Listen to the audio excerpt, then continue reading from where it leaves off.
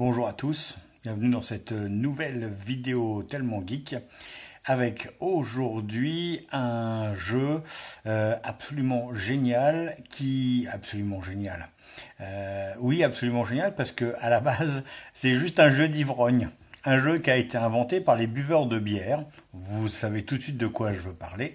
Il s'agit de Medieval Pong, un jeu chez Ravensburger, et je vous propose de voir tout de suite de quoi il retourne. Medieval Pong, donc un jeu signé Ravensburger. On va tout de suite s'intéresser à l'auteur du jeu, qui est Didier Lenain-Bragard. Les illustrations sont de Jonathan Favre-Godal. C'est un jeu qui se joue très rapidement, vous allez voir, c'est vraiment très très simple de compréhension.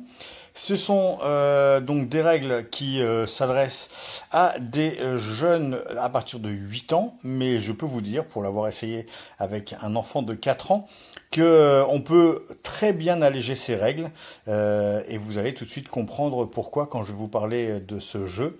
C'est pour 2 à 6 joueurs. Normalement, la boîte est conçue pour 2 joueurs, mais vous pouvez faire des équipes. 6 joueurs, ça fait 2 équipes de 3. Ça devient plutôt sympa. Mais pourquoi pas acheter 2 boîtes pour pouvoir jouer à encore plus nombreux. Je vous propose d'ouvrir cette boîte de Medieval Pong.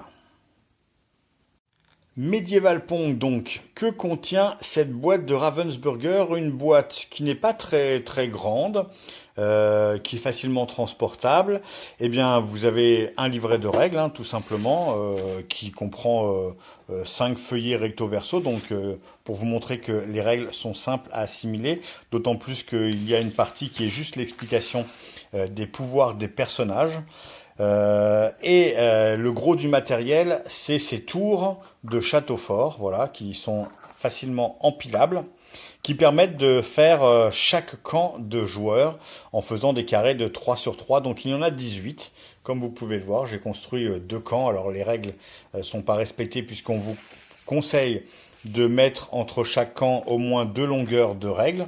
Si vous êtes plus expert, allongez la longueur. Si vous jouez avec des jeunes enfants, faites que la longueur soit plus courte. Ce n'est pas ça le problème. Le problème, c'est de s'amuser et ce jeu est fait pour s'amuser. Vous allez vous servir du fond de la boîte et du couvercle pour mettre derrière, puisque les tours, une fois détruites, vont s'empiler dessus, mais j'en reparlerai dans les règles. Donc vous avez ces boîtes qui se rangent facilement, voilà. Vous avez bien sûr 2 balles de ping-pong qui vont servir à être lancées pour atterrir, voilà, dans les boîtes, vous l'avez bien compris. Et en plus de ces balles de ping-pong, vous avez des jetons, voilà, 2 séries de jetons identiques pour chaque équipe, qui comprend 2 couronnes. 9 personnages principaux pour débuter. Et une fois que vous êtes devenu expert, vous allez pouvoir jouer avec cette série de personnages. Il y a 7 jetons pour 6 personnages, parce qu'il y a un personnage chasseur que l'on voit ici, qui est accompagné d'un jeton spécial, mais je vais vous en reparler. Donc voilà le matériel que vous allez utiliser.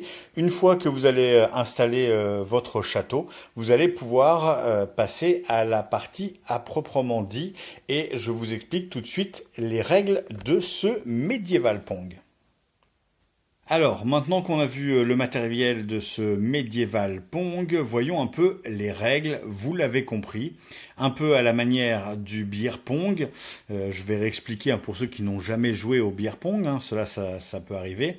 2 buveurs de bière se faisaient face avec une bouteille pleine entre les jambes, une capsule en équilibre sur le goulot, et avec une autre capsule, chaque joueur essayait de dégommer la capsule en équilibre pour faire boire son adversaire. Et bien là, c'est tout simple. Vous l'avez vu, on fabrique 2 camps à base de ces tours.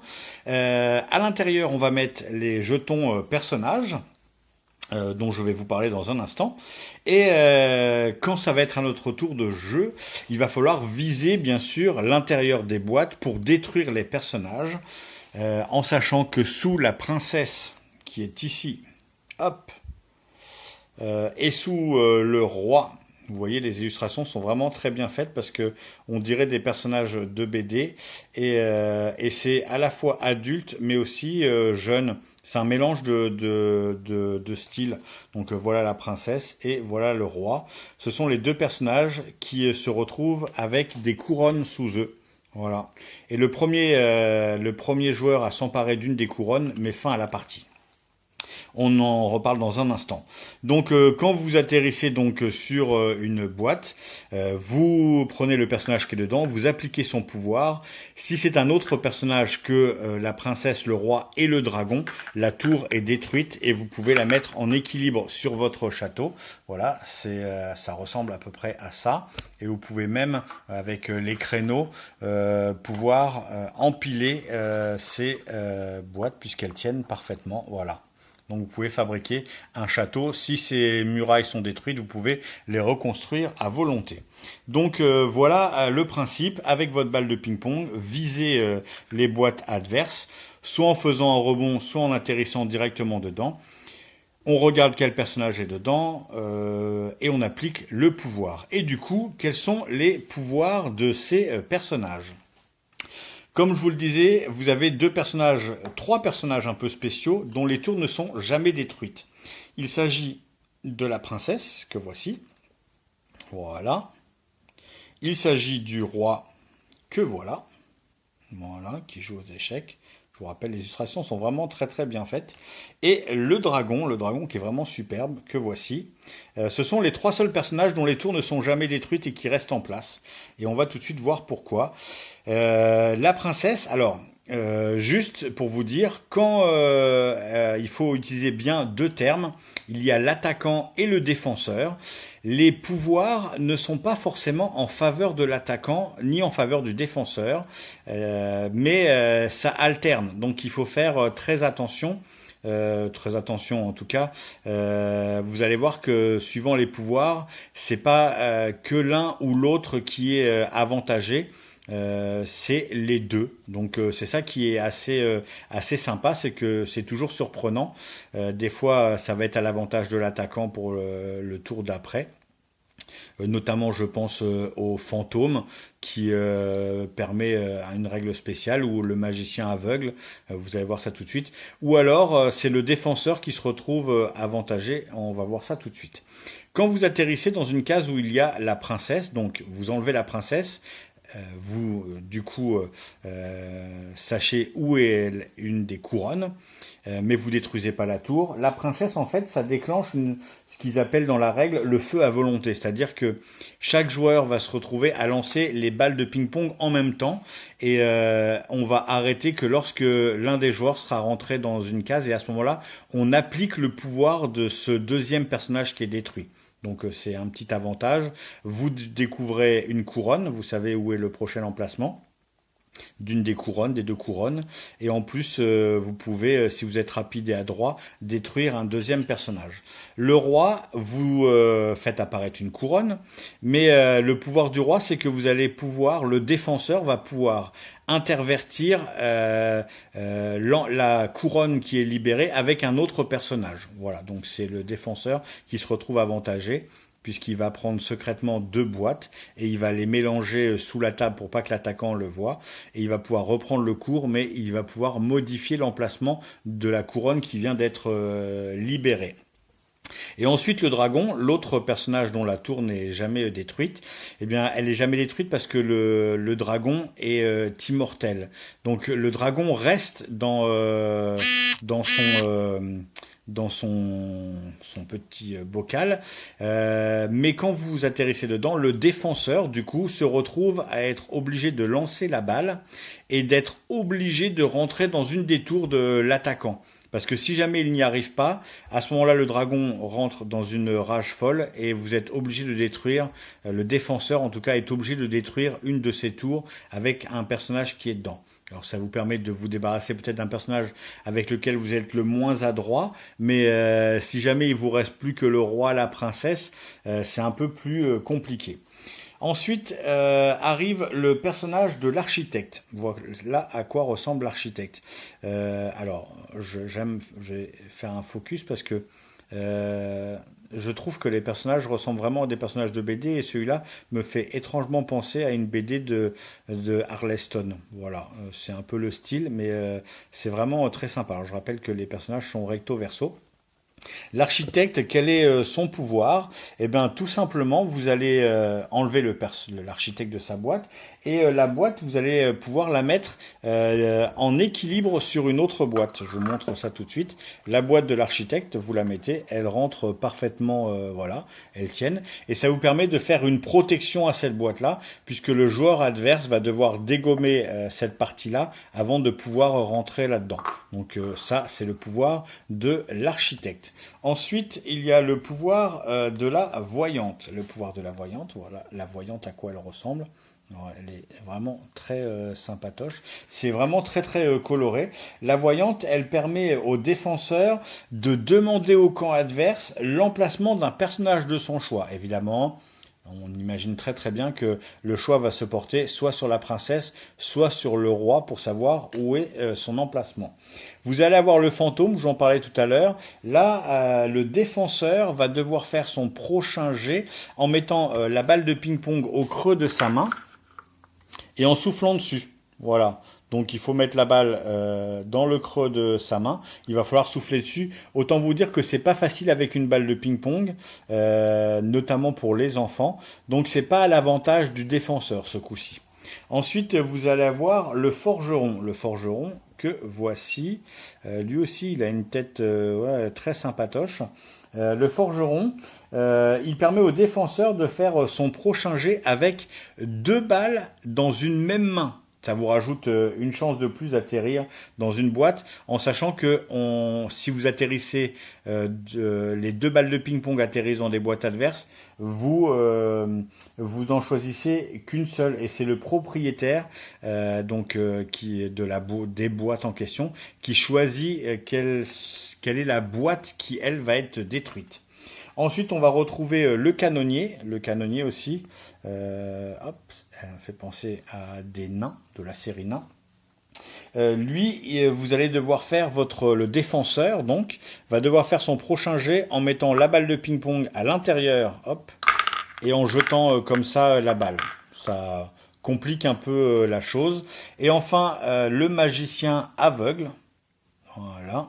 Lui, le défenseur va devoir faire son prochain lancer en fermant les yeux. Mais attention, s'il réussit, l'avantage c'est qu'il a la possibilité de reconstruire une tour de son choix. Donc ça peut être vachement bien. Et non seulement vous allez reconstruire une tour de son choix, mais ça veut dire que vous allez pouvoir prendre un jeton qui a été défaussé et le remettre dedans. Voilà, donc ça rajoute un petit piment pour l'adversaire. Donc ça, ce sont les 9 personnages principaux avec lesquels on vous invite à jouer pour commencer, avant de passer à la version un peu plus compliquée, avec d'autres personnages que sont le ninja.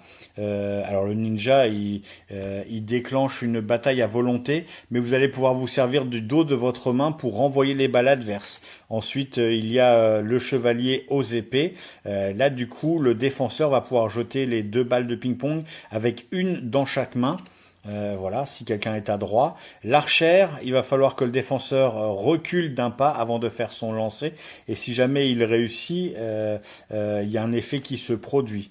Ensuite, il y a le garde. Alors le garde, lui, au lieu de détruire la tour, le défenseur va pouvoir l'empiler à l'intérieur, mais normalement comme ça fait une protection.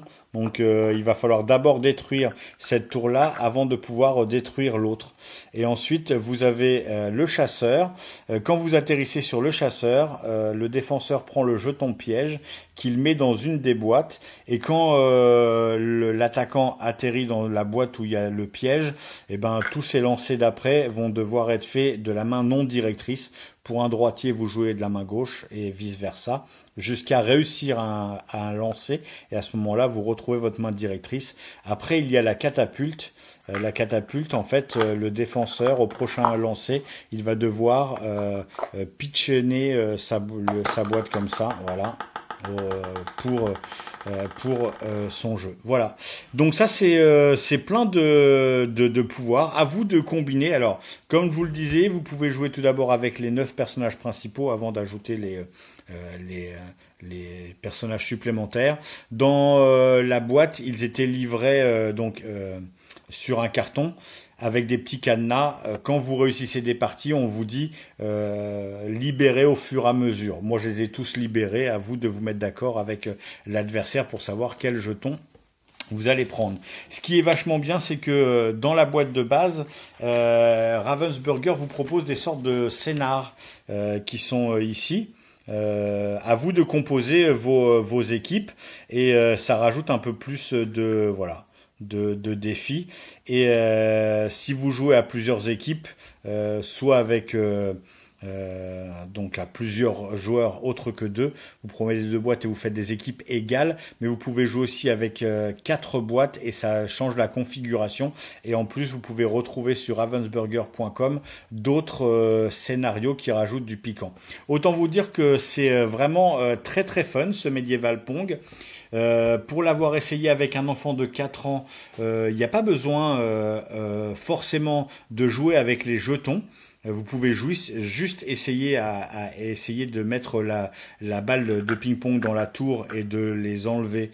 Et à ce moment-là, le premier qui enlève un nombre de tours ou qui détruit toutes les tours a gagné. Ça marche très très bien. Et en plus, ils vont adorer empiler les tours sur la boîte, voilà, pour faire un château fort. Si vous jouez à partir de 6 ans, pour l'avoir fait aussi, vous pouvez commencer à jouer avec les règles simples. Et puis après, avec votre copain, avec vos amis, vous allez voir que vous pouvez vous amuser allègrement avec tous les pions. Voilà, c'était Medieval Pong, c'est un jeu de chez Ravensburger. On va faire le petit récapitulatif. C'est Didier Lenain-Bragard qui est aux règles, Jonathan Favre-Godal pour les illustrations. Comme vous pouvez le voir sur la boîte, ça fait très BD et c'est très appréciable. À partir de 8 ans, mais moi je l'ai essayé à partir de 4 ans et ça marche. 2 à 6, c'est parce que 2 c'est un camp. 6, ça fait des équipes de 3, ça fait une alternance qui fait pas trop attendre chaque joueur. Et 10 minutes, c'est vraiment on va dire, la taille moyenne. Ça dépend si vous jouez avec des joueurs adroits ou pas. Voilà. Medieval Pong, c'est un jeu de Ravensburger. Merci, à très bientôt.